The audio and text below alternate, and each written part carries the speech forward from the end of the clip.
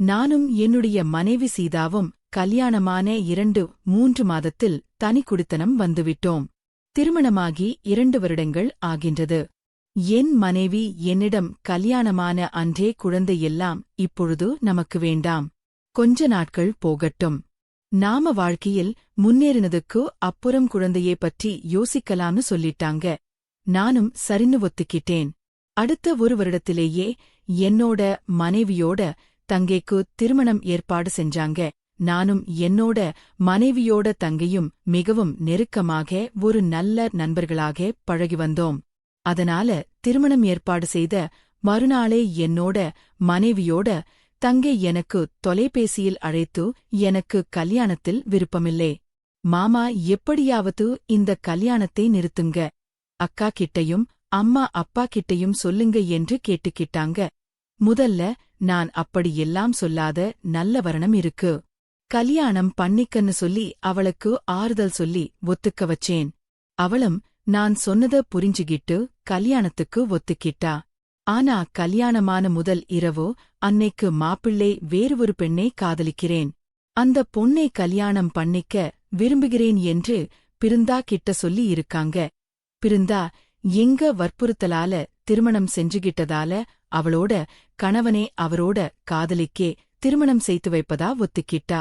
ஆனா கல்யாணம் வீட்ல உள்ளவர்களுக்கும் எந்த பிரச்சனையும் வரக்கூடாதுன்னு யோசிச்சு 1 வருஷம் 2 பேரும் ஒன்னா வாழலாம், நல்ல நண்பர்களா வாழலாம், அதுக்கப்புறம் முறைப்படி விவாகரத்தை வாங்கிட்டு பிரிஞ்சிடலாம் அப்படின்னு 2 பேரும் திட்டம் போட்டிருக்காங்க. ஆனா பிருந்தாவோட கணவரோட காதலி பிருந்தாவை கல்யாணம் பண்ணிக்கிட்டதுனால பிருந்தாவோட கணவர்கிட்ட ரொம்ப சண்டை போட்டுக்கிட்டே இருந்ததால பிருந்தாவும் பிருந்தாவோட கணவரும் தனி கொடுத்தனம் போறோம்னு போய் சொல்லிட்டு தனித்தனியா வாழ்ந்து வந்தாங்க. பிருந்தா என்கிட்ட ரொம்ப பாசமாவும் அன்பாவும் நடந்துப்பா. அவளோட நெருங்கிய தோழனா நான் இருந்தேன். என்கிட்ட எதையும் மறைக்காம அவ எல்லாத்தையும் சொல்லிட்டா. அவங்க அக்காவுக்கு மட்டும் இது தெரியாம பாத்துக்க சொன்னா நானும் அதே மாதிரி என்னோட மனைவிக்கு தெரியாம பிருந்தாவுக்கு நல்ல நண்பனா என்னென்ன உதவிகள் செய்ய முடியுமோ எல்லாமே செஞ்சு வந்த ஒரு நாள் பிருந்தா எங்க வீட்டுக்கு வந்திருந்தா. என்ன பிருந்தா சொல்லாம வந்துட்டேன்னு நான் கேட்டதுக்கு உங்களை பார்க்கணும் போல இருந்தது மாமா, அதான் வந்தேன்னு சொன்னா.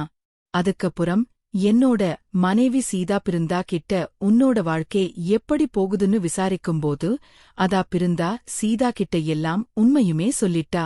உடனே சீதா என்கிட்ட வந்து பிருந்தா என்ன பண்ணி வச்சிருக்கான்னு பாத்தீங்களா அப்படின்னு என்கிட்ட கேட்கும்போது நான் ஒன்னும் தெரியாத மாதிரி என்ன பிருந்தா இப்படி பண்ணி வச்சிருக்கேன்னு அவகிட்ட வந்து ஒன்னும் தெரியாத மாதிரி கேட்டேன். அவளும் எனக்கும் இந்த கல்யாணத்தில விருப்பம் இல்லே, அவருக்கும் இந்த கல்யாணத்தில விருப்பம் இல்லே, நீங்க எல்லாம் வற்புறுத்தினதுனாலதான் நாங்க 2 பேருமே கல்யாணம் பண்ணிக்கிட்டோம், எங்க மேல எந்த தப்பும் கிடையாது, தப்பு எல்லாம் 2 பேரும் வீட்டு மேலையும்தான் என்று பிருந்தா கூறினாள்.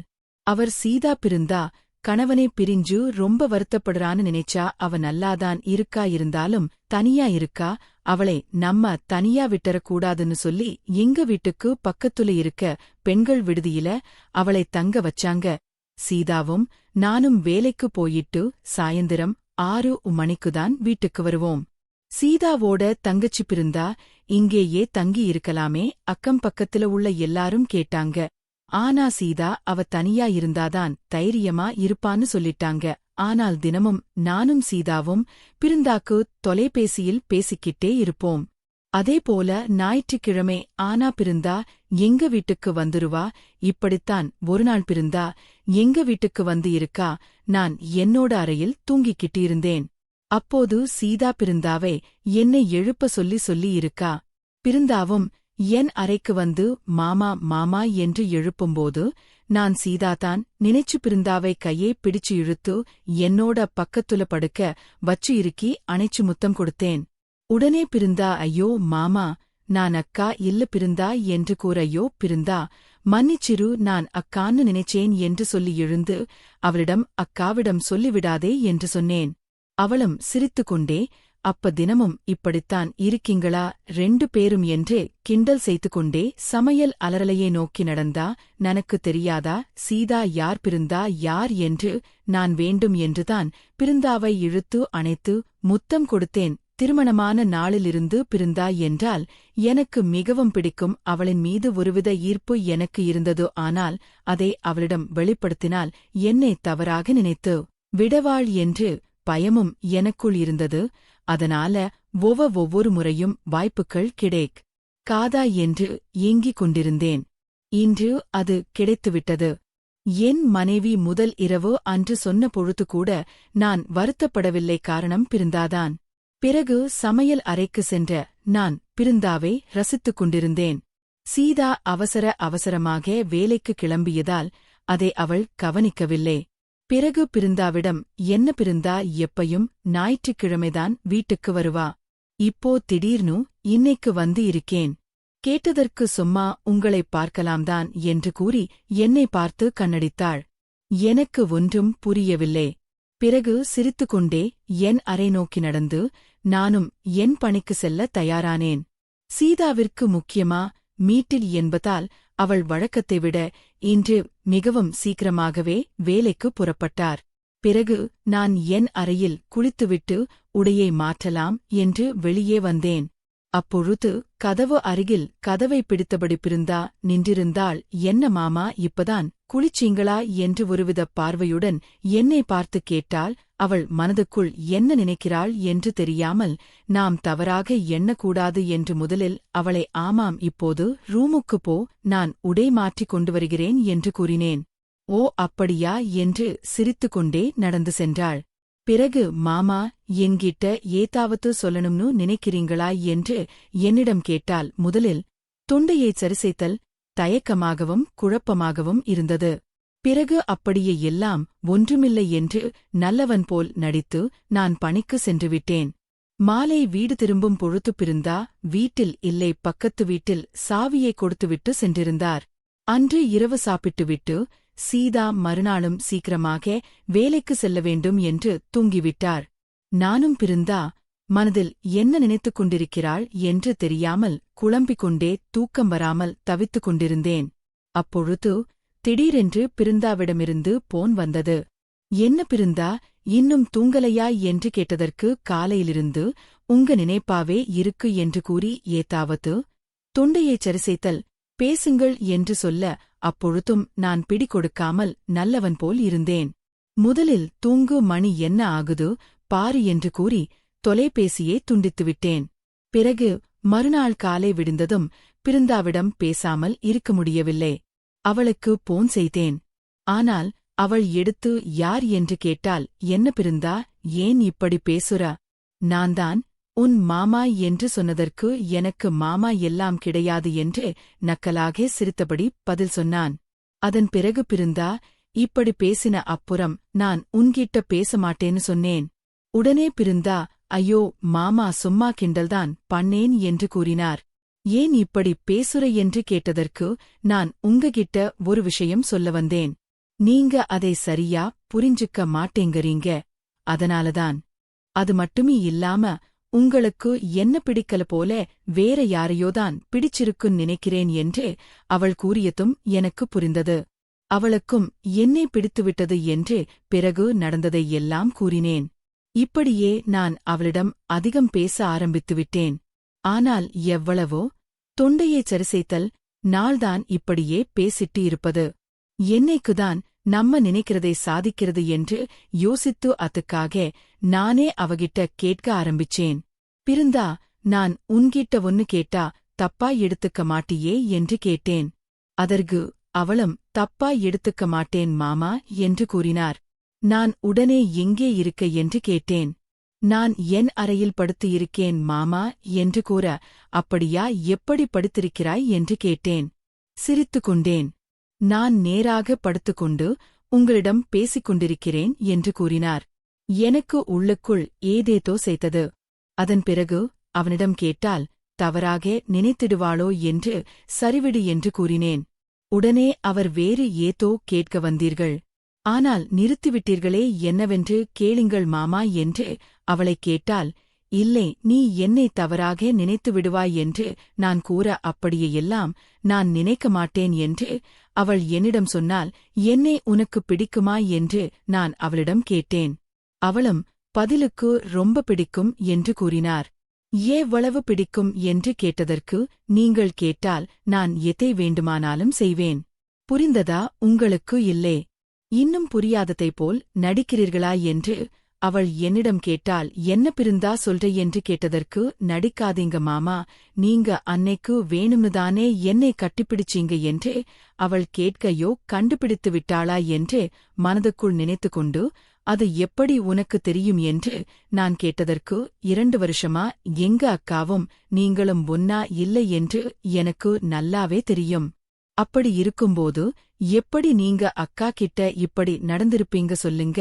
என்கிட்ட அக்கா எதையும் மறைக்காமல் சொல்லிடுவா. அப்படித்தான் எனக்கு தெரிஞ்சிச்சு என்று கூறினாள். அது மட்டுமே இல்லாம உங்களை எனக்கு பிடிச்சிருந்தது.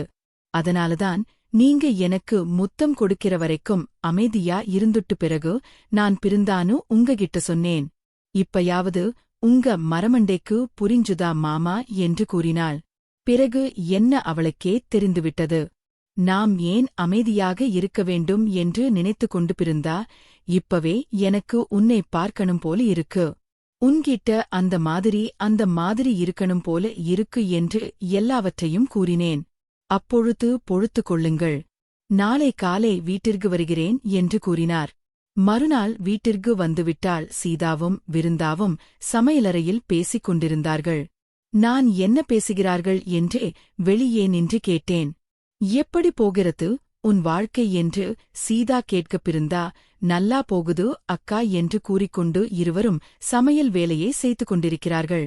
அதன் பிறகு விருந்தா, அக்கா மாமா எப்படி சீதாவிடம் விசாரிக்க. சீதாவும், உங்க மாமா ரொம்ப நல்லவரு, என்ன எப்படி வச்சிருக்காரு பாரு என்று கூறிக்கொண்டிருந்தால், சீதா அதன் பிறகு, சீதா எனக்கு வேலைக்கு நேரமாகிவிட்டது என்று கூறிக்கொண்டு நேற்று மாதிரியே அவசரமாக பணிக்கு கிளம்பி சென்றுவிட்டார். பிறகு பிருந்தா சமையலறை நின்று இருந்தால், அவள் அருகில் சென்று பின்னால் இருந்து அவள் கழுத்தருங்கி ஒரு முத்தமிட்டேன். அவள் எதுவும் சொல்லாமல் கிறக்கத்துடன் நின்று கொண்டிருந்தார். விருந்தா, உனக்கு ஓகேவா என்று கேட்டேன்.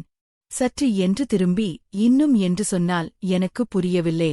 ஓகே மாமா, என்ன வேணா பண்ணுங்க என்று கூற பக்கத்தில் இருந்த சமையலறை மேடையில் மேல அவளை தூக்கி அமர வைத்து எனக்கு தேவையானதை எல்லாம் அவளிடமிருந்து எடுத்துக்கொண்டு பிறகு அவளை விடுதிக்கு செல்ல வேண்டாம், இங்கே இருமாலே சீக்கிரம் வந்துவிடுவேன்.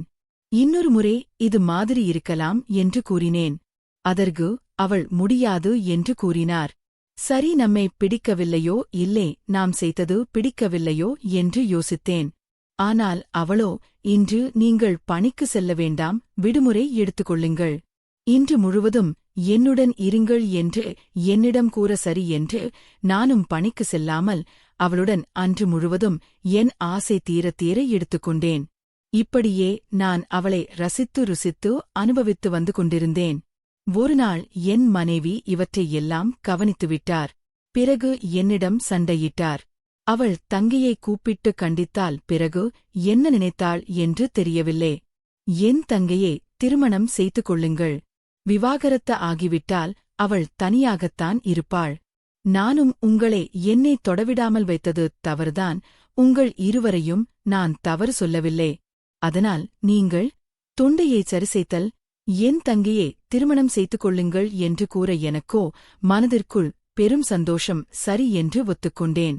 பிறகு பிருந்தாவிற்கு விவாகரத்து ஆனதும் நான் அவளை திருமணம் செய்து கொண்டேன். நாங்கள் மூவரும் இப்பொழுது ஒன்றாக ஒரே வீட்டில் வாழ்ந்து வந்தோம். இப்பொழுது நான் எப்பொழுது வேண்டும் என்று நினைத்தாலும் பிருந்தாவை பயப்படாமல் எடுத்துக்கொண்டிருக்கிறேன். என் பெயர் அருண். எனக்கு 4 வயது ஆகிறது. ஆனாலும் 25 வயது வாலிபனை போல சுறுசுறுப்பாக இருப்பேன். என் மனைவிக்கு வயது 35. அவளும் 35 வயது பெண் போல் இருக்காமல் 20 வயது இளம்பெண் போலவே இருப்பாள்.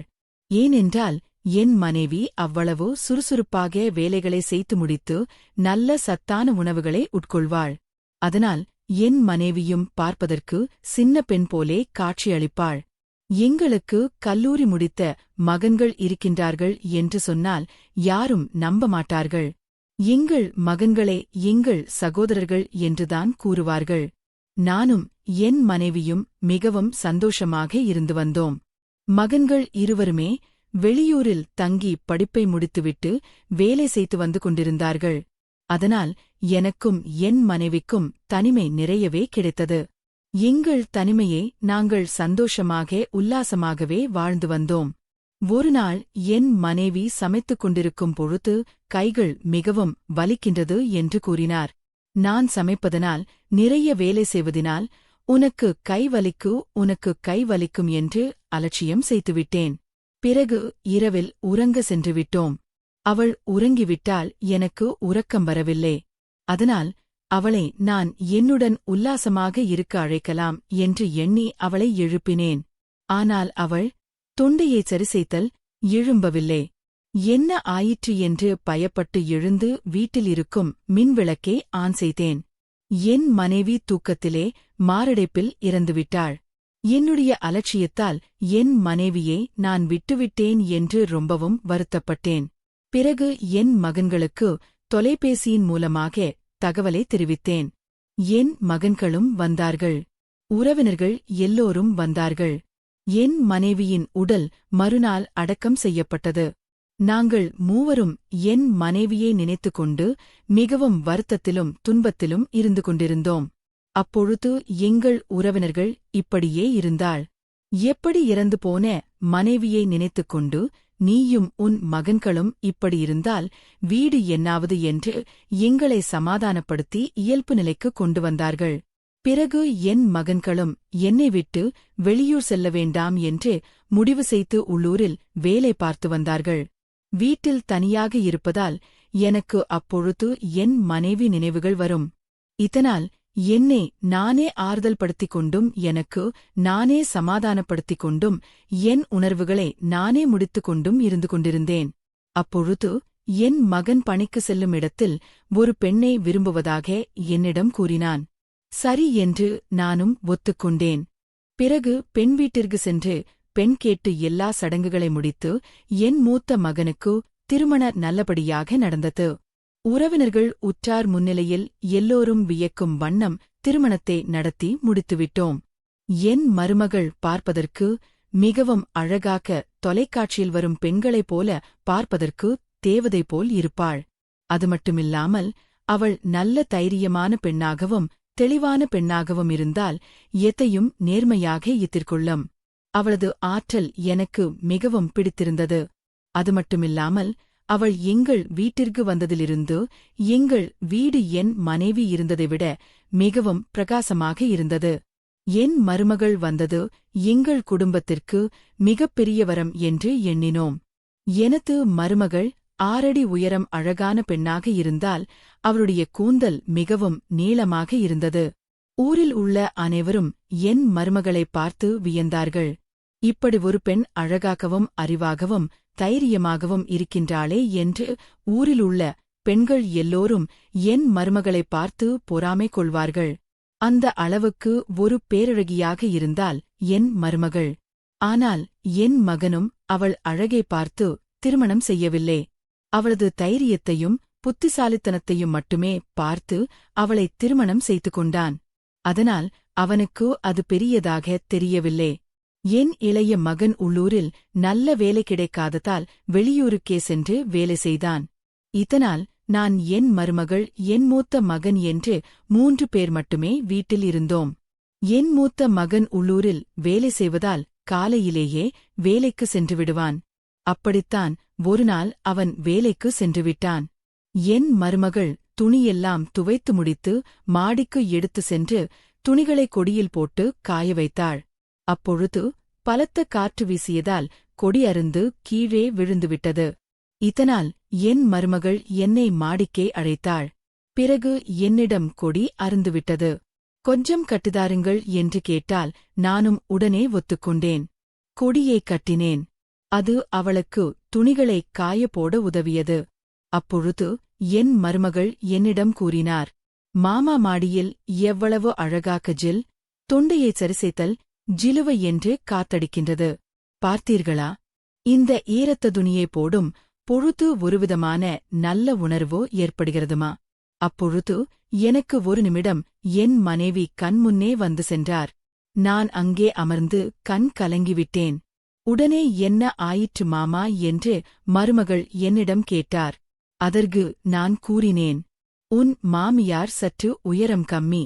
இந்த கொடி அவளுக்கு எட்டாது. நானும் அவளும் சேர்ந்துதான் துணி காய போடுவோம். அப்பொழுது எனது உதவியே அவள் கேட்பாள். இப்பொழுது நீ சொல்லியது போலவே அவளும் அப்பொழுது எல்லாம் சொல்வாள்.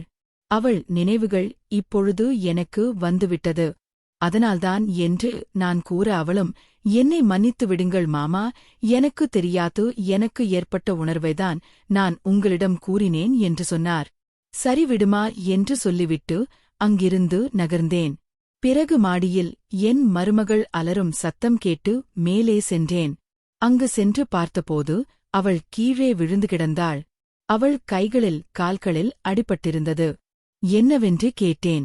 உடனே அவள் மாடியில் காய போட்டிருந்த ஈரத்த துணியிலிருந்து கீழே விழுந்து சிதறிக் கிடந்த தண்ணியின் மேல் கால் வைத்து வலிக்கு விழுந்துவிட்டதாக கூறினாள். என்னம்மா நீ இப்படி பண்ணிட்ட, கவனமா பார்த்து வேலை செய்வதில்லையா என்று கூறிக்கொண்டு அவளை கைதாங்களாக கீழே அழைத்து வந்து வராண்டாவில் இருக்கும் சோபாவில் அமர வைத்துவிட்டு என் அறையில் இருந்த முதல் உதவி பெட்டியை எடுத்துக்கொண்டு வந்து அவள் காயங்களுக்கு மருந்து போட்டேன். என் மருமகள் நான் காயத்திற்கு மருந்து போட்ட பொழுது மிகவும் நன்றி மாமா, நீங்கள் என்னை நன்றாக கவனித்துக் கொள்கிறீர்கள் என்று கூறினார். அப்படியே எல்லாம் ஒன்றுமில்லே அம்மா என்று நானும் கூறினேன். அதன் பிறகு என் மருமகள் என்னிடம், மாமா நீங்கள் பார்ப்பதற்கு ஒரு வாலிபனுடைய அப்பா மாதிரி இல்லே, நீங்களே வாலிபன் போல் இருக்கிறீர்கள் மாமா என்று என்னை பார்த்து சிரித்தார். அப்பொழுது எனக்கு புரியவில்லை. என் மருமகளுக்கு என் மீது ஈர்ப்பு ஏற்படுகிறது என்று நானும் பதிலுக்கு ஊரிலுள்ள அனைவரும் அப்படித்தான் கூறுவார்கள் என்று சொல்லி சிரித்தேன். பிறகு அவள் காயங்களுக்கெல்லாம் மருந்து போட்டுவிட்டு அவளுக்கு ஏதாவது வேண்டுமா என்று கேட்டேன். அவளும் எனக்கு டீ வேண்டும் என்று கேட்டால் நானும் அவளுக்கு டீ போட்டுக் கொடுத்தேன். பிறகு அதை குடித்துவிட்டு அவள் என்ன சமையல் செய்ய வேண்டும் மாமா என்று கேட்டால் உடனே நான் உனக்கு அடிபட்டு இருக்கிறது, இன்று நான் சமைக்கிறேன், நான் வீட்டில் சும்மாதானே இருக்கிறேன் என்று கூறினேன். இல்லை மாமா நான் சமைக்கின்றேன் என்றால், இல்லை நானே உனக்கு சமைக்கத் தருகிறேன் என்று அவளை சோபாவில் அமர வைத்துவிட்டு நான் சமையலறையில் போய் சமையல் எல்லாம் செய்ய ஆரம்பித்தேன். சமையலை முடித்துவிட்டு வெளியில் வந்த பொழுது அவள் சோபாவிலேயே உறங்கினால் அவளை நான் ரசித்துக் கொண்டிருந்தேன். என் மனதிற்கு அது தவறு என்று தெரிந்தாலும் என் உணர்வுகள் என்னை மேலும் அவளை ரசிக்க சொல்லி தூண்டியது. அவள் அணிந்திருந்த சிகப்பு நிறப்புடவை அவளது இடையே இன்னும் வசீகரமாகவும் அழகாகவும் எடுத்து காட்டியது என் கண்களுக்கு. நான் அவள் அருகில் சென்று அவள் இடையில் கை வைக்க சென்றேன். சற்று என்று அவள் கண் விழித்தால், என்ன ஆச்சு மாமா என்று கேட்டால், ஒண்ணுமில்லை சமைத்து முடித்துவிட்டேன், உன்னை சாப்பிட கூப்பிடுவதற்கு வந்தேன் என்று சமாளித்துவிட்டேன். பிறகு என் மருமகள் சாப்பிட்டுக் கொண்டிருந்தால் நான் என் அறைக்கு சென்று என்னை நானே உல்லாசப்படுத்திக் கொண்டேன். என் மருமகளை நினைத்து பிறகு இரவு என் மூத்த மகன் வந்ததும் மனைவிக்கு என்ன ஆயிற்று என்று மேலோட்டமாக கேட்டுவிட்டு அவள் காயங்களைக் கூட பார்க்காமல் அவன் உணவு அருந்திவிட்டு அறைக்கு சென்று உறங்க ஆரம்பித்துவிட்டான். இது என் மருமகளுக்கு சற்று வருத்தத்தை கொடுத்தது. மறுநாள் விடிந்ததும் என் மருமகளுக்கு உடல் வலிகளை கொடுத்தது. அந்த காயங்கள் என் மருமகளும் மகனிடம் எனக்கு உடம்பு சரியில்லை என்று கூறியிருக்கிறார். அதற்கு உடனே அவன், சரி என் அப்பாவை கூட்டிக் கொண்டு மருத்துவமனை சென்று வா, இல்லை என்றால் அப்பாவிடம் சொல்கிறேன், அவரே உனக்கு ஏதாவது வைத்தியம் பார்ப்பார் என்று சொல்லிவிட்டு வேலைக்கு சென்றுவிட்டான். இரவும் என் மருமகளை கவனிக்காத அவன் பகலிலும் வேலைக்கு கிளம்பிவிட்டான். இது என் மருமகளுக்கு மிகவும் வேதனையை கொடுத்தது. நான் என் மகன் வேலைக்கு சென்ற பிறகு என் மகளின் அறையை நோக்கி நடந்தேன். அங்கே என் மருமகள் இரவு உடையில் இருந்தால் அவள் முகம் வாடியிருந்தது. நான் உடனே அவரிடம், உடம்போ ஏதும் சரியில்லையா என்று கேட்டேன். உடனே அவள், இல்லை மாமா, எனக்கு நேற்று அடிபட்டது. இப்பொழுது மிகவும் வலியே கொடுக்கின்றது. என்னால் சமைக்க முடியவில்லை. என்னை மன்னித்து விடுங்கள் என்று கூறினாள். இல்லை, நீ வரவில்லை என்றதும் நானே சமைத்துவிட்டேன். அது எல்லாம் ஒன்றுமில்லே. வா, உணவருந்தலாம் என்று அழைத்த உடனே அவள், இப்பொழுது எனக்கு வழி இருக்கிறது. நான் வரவில்லை. நீங்கள் போய் சாப்பிடுங்கள். நான் சற்று ஓய்வெடுத்துக் கொண்டு வருகிறேன் என்று கூறினாள். நானும் அதற்கு சரி என்று கூறிவிட்டு என் அறை நோக்கி நடந்தேன். என் மருமகளே அந்த உடையில் பார்த்தவுடன் என்னால் என் உணர்வுகளைக் கட்டுப்படுத்த முடியவில்லை. அதனால் என் அறைக்கு சென்று என்னை நானே உல்லாசப்படுத்திக் கொண்டேன். பிறகு 2-3 நாட்கள் கழித்து என் மருமகளுக்கு உடல்நிலை சரியானது. என் மகனும் வேலை வேலை என்று வேலையிலேயே குறியாக இருந்தான். அதனால் என் மருமகளை சரியாக அவன் கவனிக்கவில்லை. என் மருமகள் என்னிடம் இவற்றை எல்லாம் கூறி வருத்தப்பட்டார். நான் அவளுக்கு ஆறுதல் சொல்வது போல் அவள் தோளில் கை வைத்து என்மேல் சாய்த்து கொண்டேன். அவள் என்னிடம், உங்கள் மகன் என்னை விருப்பப்பட்டுதான் திருமணம் செய்து கொண்டார். பிறகு ஏன் என்னை பிடிக்காத மாதிரி நடந்து கொள்கிறீர் என்று என்னிடம் கேட்டால் நானும் அவளை சமாதானம் செய்தேன். பிறகு இருவரும் ஒன்றாக வேலைகள் செய்ய ஆரம்பித்தோம். ஒருநாள் மருமகள் மாடியில் துணி காயப்போடும் பொழுது அவளின் மெல்லிய இடை தெரிய நான் அதை ரசித்தேன். அதையும் மருமகள் கவனித்துவிட்டாள். ஆனால் என் மருமகள் எதுவும் சொல்லவில்லை. ஒரு சிறிய புன்னகையுடன் என்னை பார்க்காததைப் போல் மீண்டும் துணிகளைக் காயப்போட ஆரம்பித்தார். ஆனால் என் மருமகள் என்னை கவனித்து புன்னகைத்ததையும் நான் கவனித்தேன். பிறகு இருவரும் ஒன்றாக மாடியிலிருந்து கீழே இறங்கி வந்துவிட்டோம். ஆனால் என் மருமகளை பார்த்த கிறக்கத்தில் எனக்கு என்னை உல்லாசப்படுத்திக் கொள்ள தோன்றியது. நான் உடனே என் அறைக்கு சென்றுவிட்டேன். அங்கு சென்று என்னை நான் உல்லாசப்படுத்திக் கொண்டேன். நான் என்னை உல்லாசப்படுத்திவிட்டு அறையை விட்டு வெளியே வந்தேன். அப்பொழுது என் மருமகள் சமையலறை நின்று கொண்டு, என்ன மாமா, வேலை முடிந்ததா என்று கேட்டு சிரித்தால் எனக்கு ஒன்றும் புரியவில்லை. என்ன கூறுகிறாய் என்று கேட்டேன். நான் வந்து 2 மாதம் ஆகிவிட்டது. இந்த வீட்டில் என்ன நடக்கிறது என்று தெரியாமல் இருப்பேனா? என்ன என்று கூறி சிரித்தாள். எனக்கு முதலில் அசிங்கமாக இருந்தது. அதன் பிறகு, என்னை தவறாக நினைத்துக் கொள்ளாதே. உன் மாமியார் இருந்த பொழுது நானும் உன் மாமியாரும் அடிக்கடி உல்லாசமாக இருந்து பழகிவிட்டோம். இப்பொழுது என்னால் அதை கட்டுப்படுத்த முடியவில்லை. அதனால்தான் இப்படி நான் செய்து கொண்டிருக்கிறேன் என்று கூறினேன். அதற்கு அவள், மாமியார் இல்லை என்றால் என்ன என்று புன்னகைத்தால் எனக்கு முதலில் புரியவில்லை. பிறகு நான் அவரிடம், என்ன கூற வந்தாய், முழுவதுமாக சொல் என்று சொன்னேன். உடனே அவள், மாமா, என்னை தவறாக நினைத்துக் கொள்ளாதீர்கள். உங்கள் மகன் என்னை கண்டுகொள்வதே இல்லை. காதலித்த பொழுது இருந்த நெருக்கமும் பாசமும் இப்பொழுது உன் மகன் என் மீது வைக்கவில்லை. இரவில் நான் நெருங்கி சென்றாலும் அவர் விலகி செல்கிறார். ஏன் என்று தெரியவில்லை. நானும் பெண்தானே, எனக்கும் உணர்வுகள் இருக்காதா? நீங்கள் அடிக்கடி உங்களை நீங்களே உல்லாசப்படுத்திக் கொள்கிறீர்கள். ஆனால் நான் என்ன செய்வது என்று என்னிடம் கேட்டார். அதன் பிறகு, அவளே, நீங்கள் என்னை ஒருமுறை சந்தோஷமாக வைத்துக் கொள்வீர்களா? என்னால் என்னுடைய உணர்ச்சிகளையும் கட்டுப்படுத்த முடியவில்லை. அதனால்தான் உங்களிடம் வெட்கமில்லாமல் கேட்டுவிட்டேன் என்று கூறினார். பிறகு நான் அவள் அருகில் சென்று, நீ இந்த வீட்டிற்கு வந்த பொழுது என் மனதைக் கவர்ந்துவிட்டாய். பிறகு நான் உன்னிடம் அப்படி நடந்து கொண்டால் நீ மிகவும் அழகாகவும் தைரியமான பெண்ணாகவும் இருப்பதால் என்னை தவறாக நினைத்து விடுவாய் என்று நினைத்துக் கொண்டேன். அதனால்தான் நான் என் உணர்வுகளை நானே அடக்கிக் கொண்டு சந்தோஷப்படுத்திக் கொண்டும் இருந்தேன் என்று கூறி அவள் அருகில் சென்றேன். அவளோ, இதற்கெல்லாம் இனி அவசியமில்லை. உங்களுக்கு எப்பொழுதெல்லாம் உல்லாசமாக இருக்க வேண்டும் என்று நினைக்கின்றீர்களோ அப்பொழுது எல்லாம் நீங்கள் என்னை அழையுங்கள், நான் வருகிறேன். என் பசியைத் தீர்க்கவும் ஆளில்லை. உங்கள் பசியைத் தீர்க்கவும் ஆளில்லை. நாம் இருவரும் சேர்ந்து நம் பசியைத் தீர்த்துக் கொள்வதில் ஒரு தவறும் இல்லை என்று என்னிடம் தொண்டையைச் சரிசெய்தல் என் மருமகள் கூறி என் கையை எடுத்து அவளின் இடை மீது வைத்தார். பிறகு சமையலறையில் எங்களுடைய உல்லாசம் இனிதாக முடிந்தது. பிறகு மறுநாள் என் மகன் வேலை விஷயமாக வெளியூருக்கு செல்ல வேண்டும் என்று கூறி சென்றான். எங்களுக்கு அது மிகவும் பெரிய வாய்ப்பாக அமைந்துவிட்டது. அதனால் நாங்கள் இருவரும் சமையலறை, படுக்கையறை, மொட்டை மாடியில் கூட உறவு வைத்துக் கொண்டு உல்லாசமாக இருந்தோம். என் மகன் வெளியூரு சென்று 2 நாட்கள் ஆகிவிட்டது. ஆனால் அவன் வீடு திரும்பாததால் நாங்கள் வெளியூரில் இருக்கும் என் மகனுக்கு தகவல் தெரிவித்தோம். அப்பொழுதுதான் என் இளைய மகன் ஒரு விஷயத்தை என்னிடம் கூறினான். அப்பா, என்னை மன்னித்து விடுங்கள். இதை நான் உங்களிடம் முன்னதாகவே தெரிவித்திருக்க வேண்டும்.